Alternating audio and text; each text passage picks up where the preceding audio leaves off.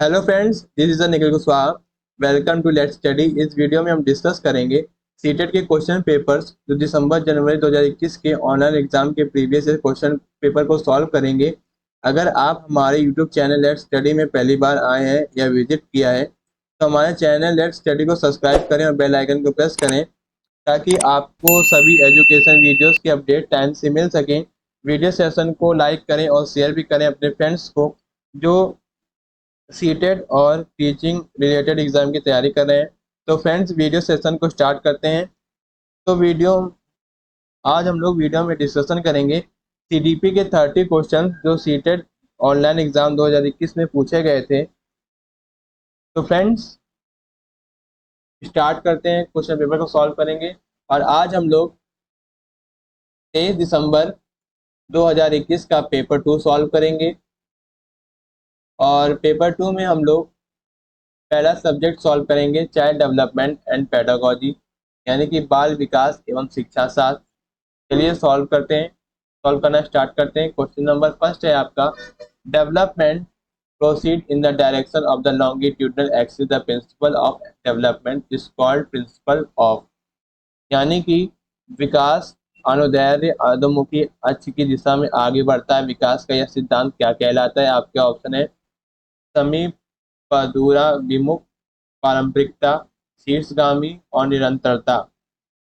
तो आपका option correct हो जाएगा, आपका ऑप्शन सही होगा ऑप्शन नंबर थर्ड, शीर्षगामी, यानी कि सिफेलोकॉर्डल। ठीक,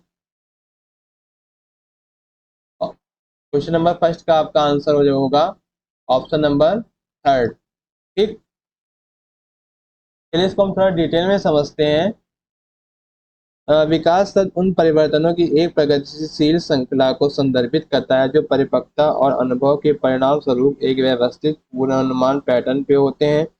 परिवर्तनों शारीरिक, सामाजिक, भावनात्मक आदि को प्रगतिशील कहा जाता है क्योंकि ये व्यक्ति को अपने पर्यावरण के अनुकूल और समायोजित करने में सक्षम बनाते हैं।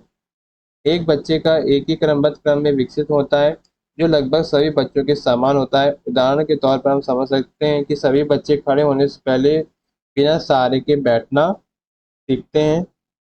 जो शीर्षगामी है आपका विकास जो है अनुक्रम पैटर्न उन दो दिशाओं में संबंधित है जिनमें विकास होता है, जैसे कि समीप, पदूरा विमुख। और सेकंड है आपका शीर्षगामी। शीर्षगामी शरीर के ऊपरी हिस्सों का विकास निचले हिस्से के विकास से पहले होता है।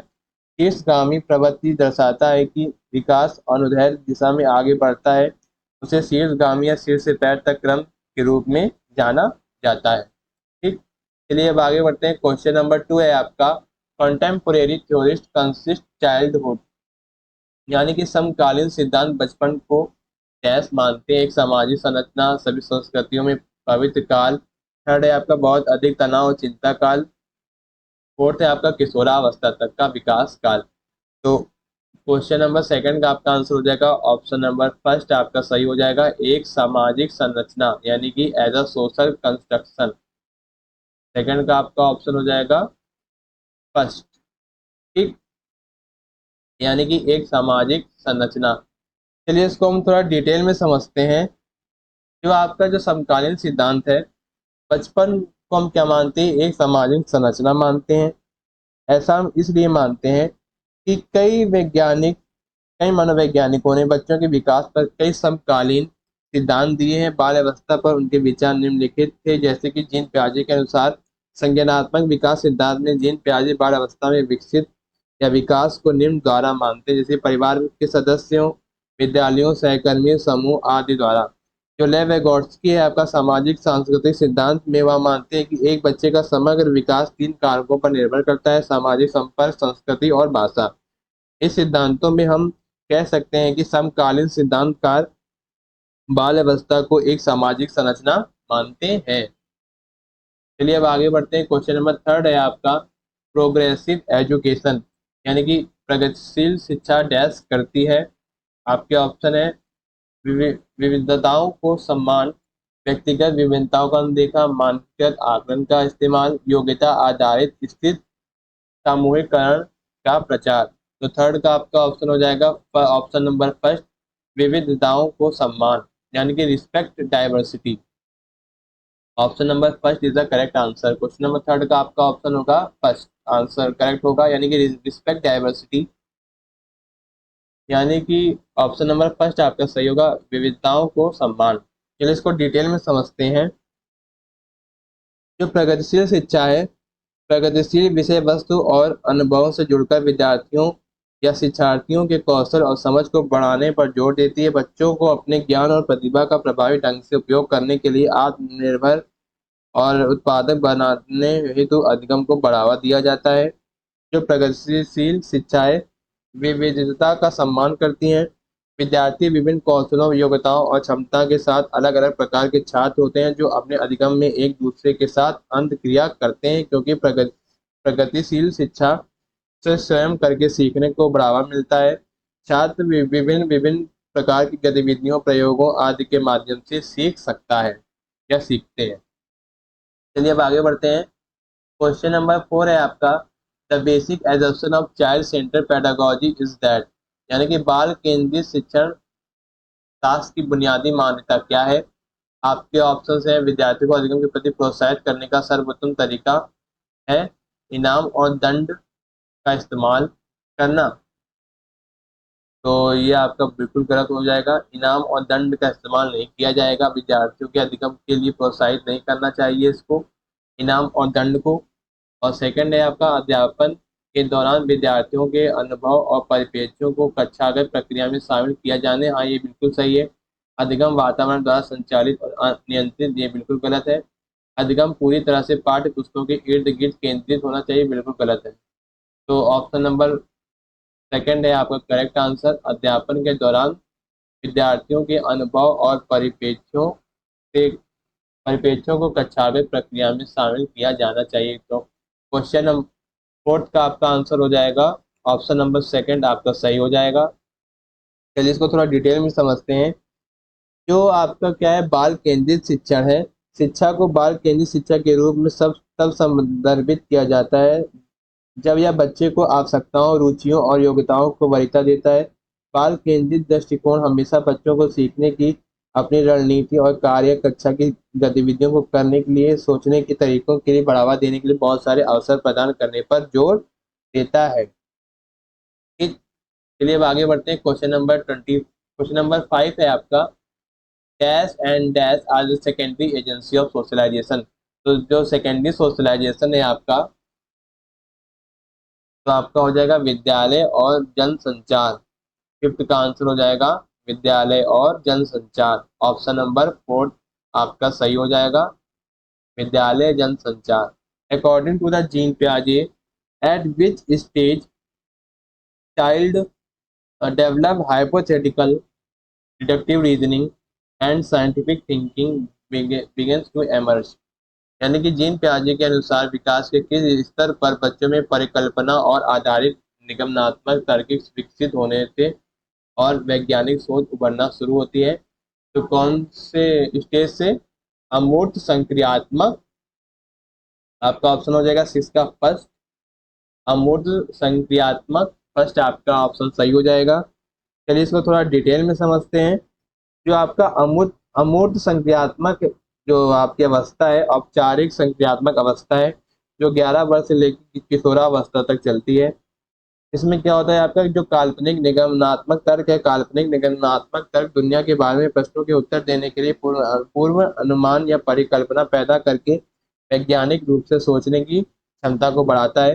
पियाजे ने कहा है कि अमूर्त संक्रियात्मक अवस्था के दौरान काल्पनिक निगमनात्मक तर्क महत्वपूर्ण हो जाता है। इसी प्रकार सोच में काल्पनिक क्या अगर स्थितियां शामिल है जो हमेशा वास्तविक अर्थात तथ्यात्मक सोच में निहित नहीं होती हैं, जैसे विज्ञान और गणित में अक्सर इसकी आवश्यकता होती है। ठीक, चलिए अब आगे बढ़ते हैं। क्वेश्चन नंबर 7 है आपका, which of the following are the 4 factor of that influence develop according to the Jean पियाजे, यानी कि पियाजे के अनुसार कौन से 4 तत्व विकास को प्रभावित करते हैं।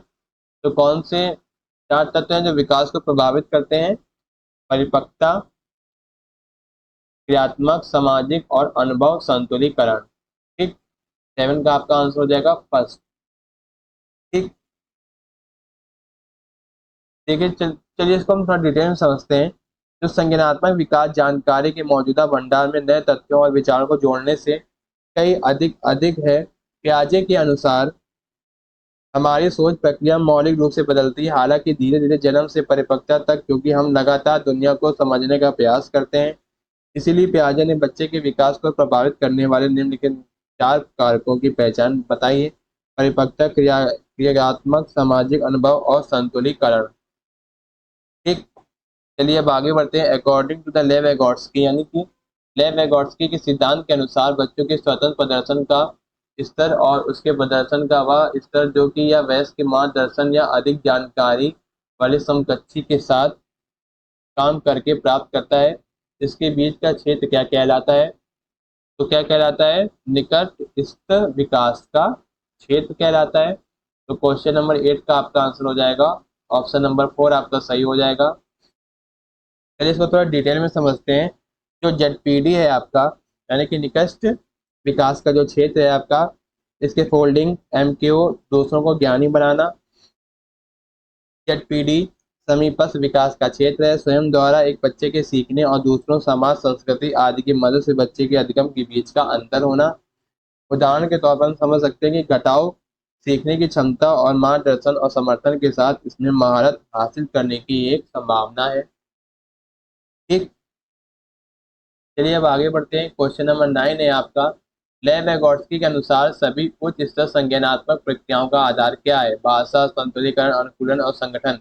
तो क्वेश्चन 9 का आपका क्या हो जाएगा? आपका आंसर क्वेश्चन नंबर 9 का ऑप्शन हो जाएगा, आंसर हो जाएगा भाषा। क्वेश्चन नंबर 9 का आंसर होगा आपका ऑप्शन नंबर फर्स्ट आपका सही हो जाएगा, यानी कि भाषा। जो आपका जो भाषा है, भाषा विकास में एक केंद्रीय भूमिका निभाता है। वेगोट्स्की लिखते हैं कि भाषा बच्चों को सक्षम बनाता है कठिन कार्यों को हल करने में, आवेगीकृत पर काबू पाने के लिए, और इसमें निष्पादित करने से पहले एक समस्या के समाधान को प्रदर्शित करने के लिए। लेव वेगोट्स्की ने सभी उच्च स्तर संज्ञानात्मक प्रक्रियाओं का आधार किसे बनाया है? भाषा को बनाया है, यानी कि लैंग्वेज। चलिए अब आगे बढ़ते हैं। क्वेश्चन नंबर 10 है आपका। कैरोल गिलिगन द्वारा लॉरेंस कोहल्सबर्ग के नैतिक विकास सिद्धांत की प्रमुख आलोचना क्या है? तो क्या आलोचना है? यह सिद्धांत नारीवादी परिप्रेक्ष्य में है। और 10th का आपका आंसर हो जाएगा ऑप्शन नंबर फर्स्ट आपका सही हो जाएगा, यानी कि यह सिद्धांत नारीवादी परिप्रेक्ष्य में है। चलिए इसको थोड़ा डिटेल में समझते हैं। देखिए, जो कैरिल गिलिगन कोहल्सबर्ग के शोध सहायकों में से एक थी। उनका मानना था कि कोहल्सबर्ग का सिद्धांत महिलाओं के खिलाफ स्वाभाविक रूप से पक्षपाती था। गिलिगन का सुझाव है कि कोहल्सबर्ग के सिद्धांत में लैंगिक पूर्वाग्रह होने का सबसे बड़ा कारण यह है कि पुरुष तर्क और नियमों पर ध्यान केंद्रित करते हैं। कि गिलिगन के अनुसार कोहल्सबर्ग का अध्ययन मुख्य रूप से एक पुरुष नमूने पर आधारित है। ठीक। चलिए अब आगे बढ़ते हैं। क्वेश्चन नंबर 11 है आपका। निशा अपनी सहेलियों और परिवार के सदस्यों के मनोदशा को समझने के लिए या समझ लेती है या यथायोग प्रतिक्रिया करती है। वह बड़ी होकर मनोचिकित्सक बनना चाहती है। वह निम्नलिखित में से कौन सी बुद्धि से संपन्न है जिसमें उसे और अधिक विकसित करनी चाहिए? तो 11 का आपका आंसर हो जाएगा ऑप्शन नंबर सेकंड आपका सही हो जाएगा, अंतर्वैयक्तिक बुद्धि। 11 का ऑप्शन हो जाएगा आपका सेकंड, अंतर्वैयक्तिक बुद्धि। ठीक। तो चलिए इसको हम थोड़ा डिटेल में समझते हैं। देखिए, जो हावर्ड गार्डनर ने 8 अलग अलग प्रकार की बुद्धि शामिल की है। 8 में से एक निम्न है। अंतर्वैयक्तिक बुद्धि। जो अंतर्वैयक्तिक बुद्धि में शिक्षार्थी लोगों की मनोदशा और भावनाओं को समझने, उदाहरण के तौर पर हम समझ सकते हैं कि दूसरों के साथ अंत क्रिया करना, समूह गतिविधियां, लेखन आदि। दिए गए प्रश्न में निशा अपनी सहेलियों के लिए मनोदशा को समझ लेती है, जिसका अर्थ है कि वह अंतर्वैयक्तिक बुद्धि का उपयोग कर रही है। ठीक।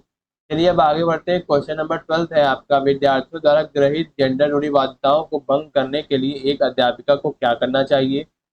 तो क्या करना चाहिए? ऐसे विविध उदाहरण साझा करने चाहिए जो उन्हें रूढ़िवादों को चुनौती दें। ठीक। तो 12th का आंसर हो जाएगा आपका 12th का सेकंड। ठीक। चलिए इसको थोड़ा हम डिटेल में समझते हैं। जो लैंगिक रूढ़िवादिता एक अनुचित विचार है जो एक सामान्यीकृत दृष्टिकोण या विशेषताओं को संदर्भित करता है जो महिलाओं और पुरुषों के पास होना चाहिए। कक्षा में लैंगिक रूढ़िवादिता से बचने के लिए एक शिक्षकों को लड़का और लड़कियों दोनों को गैर पारंपरिक भूमिकाओं में रखने की कोशिश करनी चाहिए। यह गतिविधि छात्रों के दिमाग में रूढ़िवादिताओं को दूर करेगी। कुछ गतिविधियां केवल लड़कियों द्वारा की जाती है, लड़कों द्वारा नहीं की जाती है। इसके विपरीत कुछ ऐसी गतिविधियां जो केवल लड़का द्वारा ही की जाती हैं, लड़कियों द्वारा नहीं की जाती हैं, या उनके बीच लैंगिक समानता की भावना को बढ़ावा देगा। ठीक, चलिए अब आगे बढ़ते हैं। क्वेश्चन नंबर 13 है आपका। देखिए, हाशिए पर रहने वाले परिवार के बच्चों की कक्षा में अक्सर अवहेलना की जाती है जब वह कक्षा में अच्छा प्रदर्शन करते हैं। कक्षा कक्ष में इस प्रकार के आचरण के लिए निम्नलिखित में से कौन सा कारण, कौन सा समूह उत्तरदायी है? तो आपका पहला ऑप्शन है, हाशिए पर रहने वाले परिवार के बच्चों के प्रति शिक्षक अक्सर पूर्व ग्रहित होते हैं। बिल्कुल सही है। और सहपाठियों में विविधता व उन बच्चों की सामाजिक पृष्ठभूमि के बारे में संवेदनशीलता का अभाव है। बिल्कुल सही है। तो क्वेश्चन नंबर 13 का आपका आंसर हो जाएगा ऑप्शन नंबर थर्ड, केवल फर्स्ट एंड सेकंड। थर्ड आपका गलत हो जाएगा।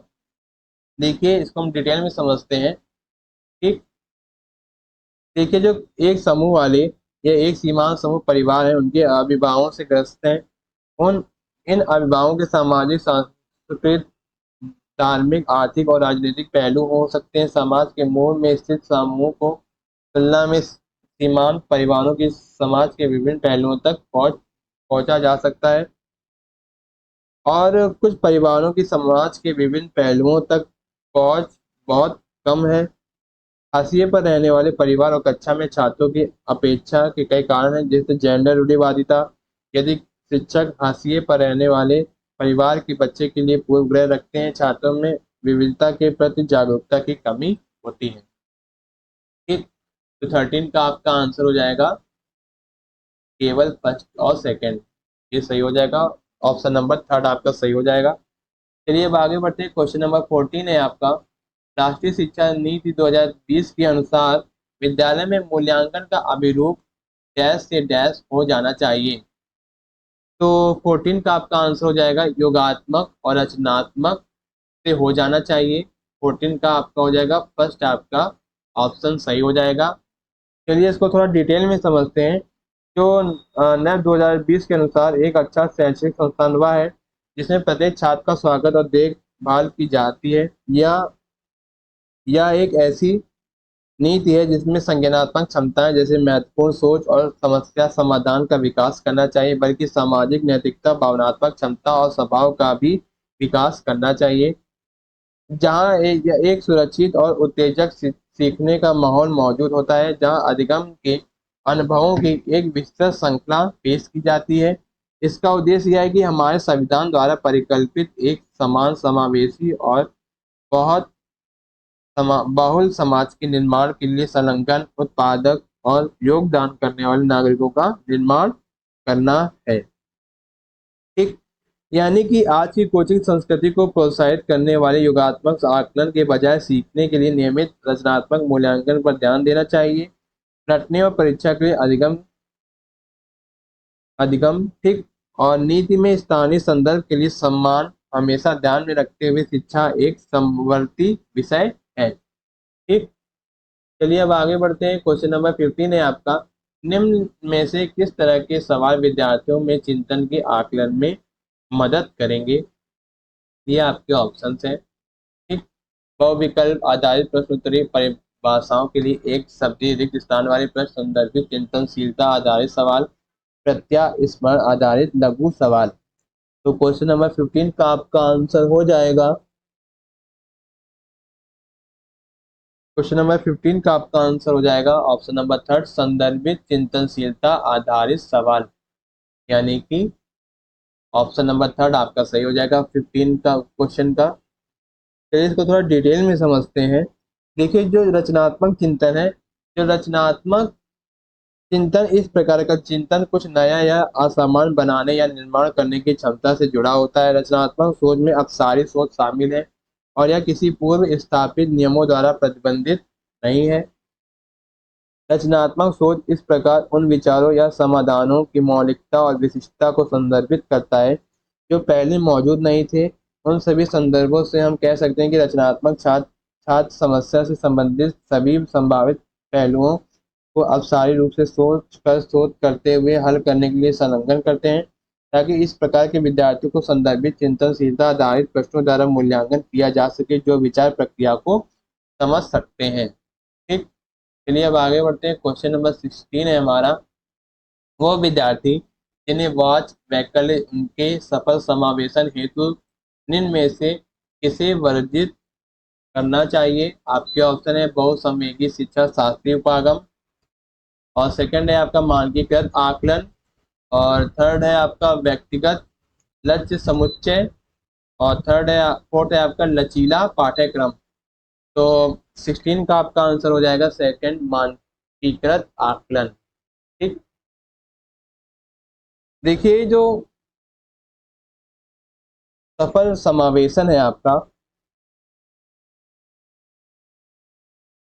अधिगम अक्षमता या एक स्थानिक विकार है जो किसी व्यक्ति को कोई कौशल सीखने और उसका प्रभावी ढंग से उपयोग करने से रोकता है।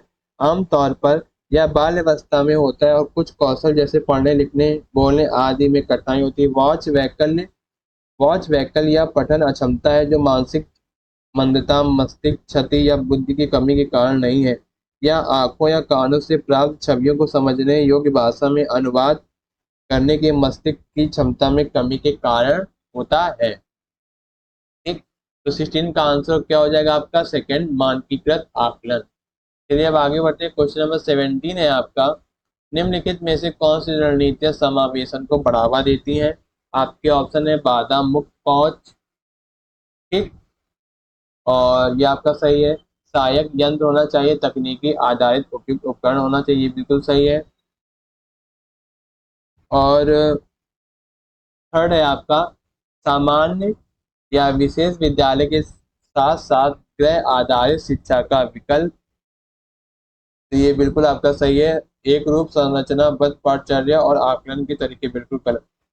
एक रूप संरचना पाठचर्या नहीं होगी, किसके लिए? समावेशन वाले छात्रों के लिए। ठीक, इसमें फर्स्ट आपका सही हो जाएगा, सेकंड सही हो जाएगा, और थर्ड सही हो जाएगा। तो 17 का आपका ऑप्शन हो जाएगा सही, जिसमें दिया है फर्स्ट सेकंड थर्ड, यानी कि ऑप्शन नंबर फर्स्ट आपका सही हो जाएगा। ठीक, क्योंकि ये जो समावेशी शिक्षा है एक ही छत के नीचे उन सामान्य बच्चों के साथ दिव्यांग बच्चों और अधिगम अजम और अक्षम बच्चों को शिक्षित करने की दिशा में एक नया दृष्टिकोण है।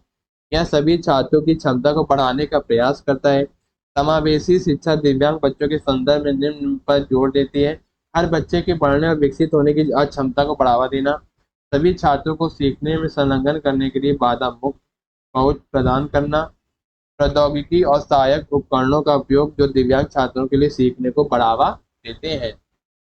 चलिए अब आगे बढ़ते हैं। क्वेश्चन नंबर 18 है आपका। अपसारी चिंतन विचारों में मौलिकता और नव उत्पादन जैसी विशिष्टताओं में से निम्नलिखित में से क्या संबंधित है? आपके ऑप्शंस हैं सृजनात्मक अधिगम विकास, स्वलीनता और अवदान न्यूनतम, अतिक्रियाशीलता विकार।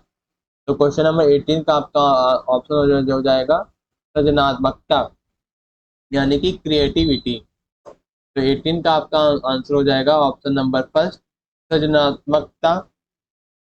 देखिए जो क्रिएटिविटी होती है, जो सृजनात्मकता यानी कि ये क्रिएटिविटी है, यानी कि सृजनात्मकता वह गठन है जिसमें कल्पनाशील और मूल विचार वास्तविकता में बदल जाते हैं। और सृजनात्मकता वह घटना है जिसमें कल्पनाशील और सृजनात्मकता एक नए दृष्टिकोण की पेशकश करके कुछ मूल उत्पन्न करने की संज्ञानात्मक क्षमता है। सृजनात्मकता यानी क्रिएटिविटी की कुछ विशेषताएं हैं। गिलफर्ड ने 1986 में जो क्रिएटिविटी को अपसारी सोच के रूप में माना है, जिसमें 4 तत्व हैं: प्रवाह, लचीलापन, विचारों में मौलिकता और आपका विचार। चलिए अब आगे बढ़ते हैं। क्वेश्चन नंबर 19 है आपका, समावेशी शिक्षा में निम्न में से किस पर बल देती है? समता, पृथकता, समानता और नामीकरण। तो 19 का आपका आंसर हो जाएगा आपका समता, 19 का फर्स्ट। ठीक, चलिए इसको थोड़ा डिटेल में समझते हैं।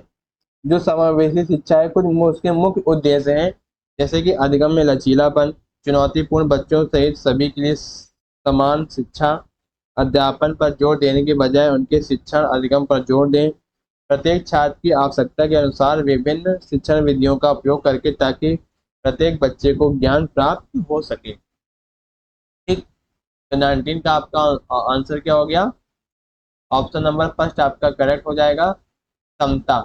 ठीक, चलिए अब आगे बढ़ते हैं। क्वेश्चन नंबर 20 है आपका, निम्नलिखित में से कौन सी अध्यापन अधिगम सामग्री 10 से बाधित विद्यार्थियों के समावेशन में मददगार होगी? आपके ऑप्शन है हस्तलिखित नोट्स, चित्र और आरेख, मानचित्र और ग्लोब, और फोर्थ है आपका श्रव्य टेप। तो 20 का आपका आंसर हो जाएगा श्रव्य टेप, यानी कि ऑडियो टेप्स। ठीक, देखिए जो ऑडियो टेप्स होते हैं, जो आपके ऑडियो टेप्स होते हैं,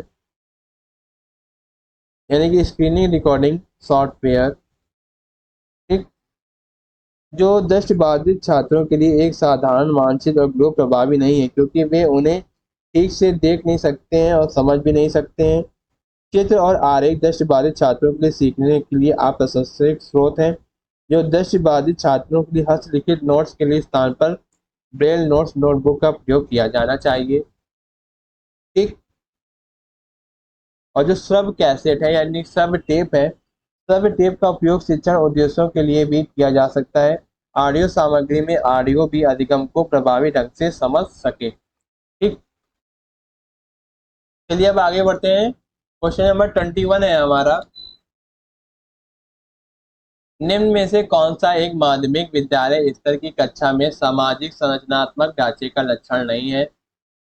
तो आपके ऑप्शन दिए गए, अधिगमकर्ताओं को विविध स्रोतों से सीखने के लिए प्रेरित करना, बिल्कुल गलत।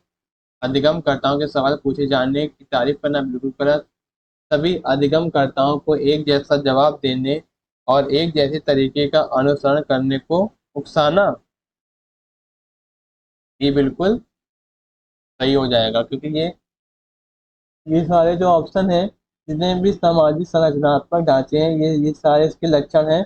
लेकिन आपके क्वेश्चन में क्या दिया है? नहीं दिया है। क्या है? होने संरचनात्मक ढांचे का लक्षण नहीं है। तो यानी कि जो ऑप्शन इसमें से निगेटिव वर्ड वाला होगा, कौन सा होगा? क्वेश्चन नंबर 23, सभी अधिगमकर्ताओं को एक जैसा जवाब देने और जैसे तरीकों का अनुसरण करने को उकसाना। और ऑप्शन नंबर फोर्थ है आपका, सामूहिक चर्चा के मौके प्रदान करना, बिल्कुल सही है, लेकिन नहीं के अकॉर्डिंग आपका ये ऑप्शन गलत हो जाएगा। तो कौन सा ऑप्शन सही हो जाएगा? 21 का आपका आंसर हो जाएगा थर्ड। ठीक, चलिए अब आगे बढ़ते हैं। क्वेश्चन नंबर 22 है आपका, निम्न में से कौन सा विद्यार्थियों ने समस्या समाधान कौशल के लिए बाधक है? प्रक्रियात्मक आवरता, स्थिरता, अनुरूपकों का उपयोग, कारण प्रभाव संबंध स्थापित करना, साधन लक्ष्य विश्लेषण। तो 22 का आपका फर्स्ट हो जाएगा, प्रक्रियात्मकता, आवरता और स्थिरता। ठीक, 22 का आंसर क्या हो जाएगा? ऑप्शन नंबर फर्स्ट आपका सही हो जाएगा। ठीक,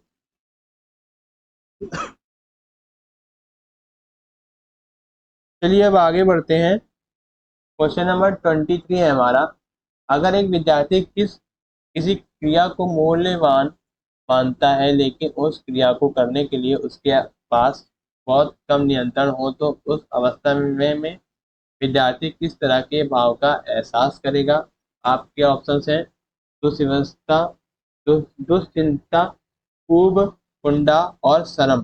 तो 23 का आपका आंसर हो जाएगा थर्ड, कुंडा। ठीक, यानी कि फ्रस्ट्रेशन। ठीक, चलिए अब आगे बढ़ते हैं। आपके दर्शन रीजन दिए गए हैं और आपको बताना है कि इनमें से एजर्सन रीजन कौन सा सही है। और रीजन करेक्ट है या एक्सप्लेनेशन का कि नहीं सही है, यानी कि सही व्याख्या करता है कि नहीं करता है। देखो, जो एक अध्यापक को बच्चों की विभिन्न घटनाओं के बारे में व्याख्या की चर्चा की कोई स्थान नहीं देना चाहिए। बच्चे अपने आप कारक व्याख्याओं को विकसित करने के लिए सक्षम नहीं होते हैं। तो 24 का आपका आंसर हो जाएगा, यानी कि जो इसको स्थान नहीं देना चाहिए, बिल्कुल देना चाहिए। तो ये अगर ये तो क्या हो गया, ये कथन गलत हो गया। बच्चे अपने कारक व्याख्याओं को विकसित करने के लिए सक्षम नहीं होते हैं, बिल्कुल गलत, बिल्कुल सक्षम होते हैं। तो इसमें 24 का आपका आंसर हो गया। 24 क्वेश्चन नंबर 24 का आंसर हो गया ऑप्शन नंबर 4। जो एजर्सन है और रीजन है, दोनों ही गलत है। ठीक। अब नेक्स्ट क्वेश्चन है हमारा 25। आपका एजर्सन दिया गया है, एक अध्यापक के लिए महत्वपूर्ण है कि जो बच्चों की परासंज्ञान क्षमताओं के लिए विकास पर बल दे। ये आपका एजर्सन है, यानी कि कथन है। और जब बच्चे अपनी धारणाओं धारणाओं और चिंतन के बारे में जागरूक हो जाते हैं, तब वो अपने अधिगम के नियमन और अधिगम योग्य हो जाते हैं। तो 20 बिल्कुल हो जाते हैं, यानी कि एजर्सन रीजन दोनों ही सही है। और जो रीजन है सही व्याख्या कर रहा है किसकी, एजर्सन की। ठीक। चलिए अब आगे बढ़ते हैं। Students are eager and motivated to learn. Question number 26 है हमारा।